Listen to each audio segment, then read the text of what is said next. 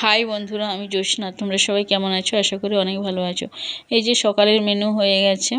আর তারপরে এবার কি করছি, আমাদের অনেকগুলো ফল ছিল, ওগুলো জিরা দিয়ে মাখিয়েছি। তো বিকাল হয়ে গেছে, বিকালবেলা একটুখানি টিফিন করে নিয়েছি। টিফিন করার পরে এখন হবে রাত্রের মেনু। রাত্রের মেনুতে আছে এই যে ফুলকপি আলু দিয়ে ডিমের ঝোল করছি, ভাতও বসিয়ে দিয়েছি।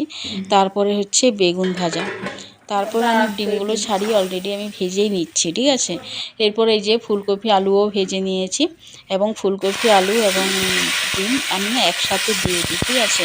তো এটা করলে ডিমগুলো যখন তুমি কষানোর মধ্যে দিবে কিন্তু আলাদা টেস্ট লাগে, ঠিক আছে। যাই হোক, হয়ে গেছে। তারপরে বিকালবেলায় আমি যখন আমার শিম বাগানে লাউ বাগানে যাই, আমার মাথা খারাপ হয়ে গেছে। কারণ কি বলো তো, এই যে লাউটা এত ভারে লাউ, মানে ডাঁটার সময় ছিঁড়ে পড়ে গেছে নিচে। তো আরগুলো দেখো পেঁপে গাছের উপরে হয়েছে অনেকগুলো। তো আমি কি করব জানি না, এগুলোও হয়তো দুব দুব করে নিচে পড়বে, হয়তো ফেটেই যাবে এত দূর থেকে নিচে পড়লে। যাই হোক, মনটাও খারাপ। তারপরে তোমাদের দাদাভাই বলছে তার একটু পিঠে খেতে ইচ্ছা করছে, ঠিক আছে। আমি সত্যি কথা বলতে কি অনেক আগেই ভাত রান্না করে নিয়েছি রাতে। তো যাই হোক, ও আবার পিঠে খাবে। যাই হোক, বলছে যখন করে দিতেই হবে।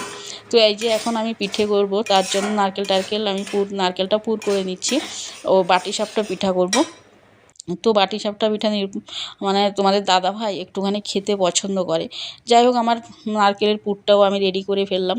এবার আমি ব্যাটারটাও আমি সুন্দর করে দুধ দিয়ে মাখিয়ে নিয়েছি।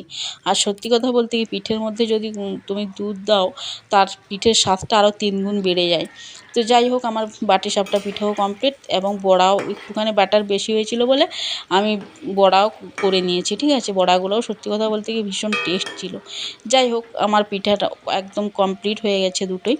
এই যে দেখতেই পাচ্ছ, তো ভালোই লেগেছে। তারপরে কি হয়েছে দেখো, রাত্রেবেলায় আমাদের জ্যোতি মানে ঘরে ঢুকেনি, ঠিক আছে। অনেকবার আমি চেষ্টা করছি মানে আনতে, ও আসবে না। ও মানে গাছে উঠে বসে রয়েছে, ঠিক আছে।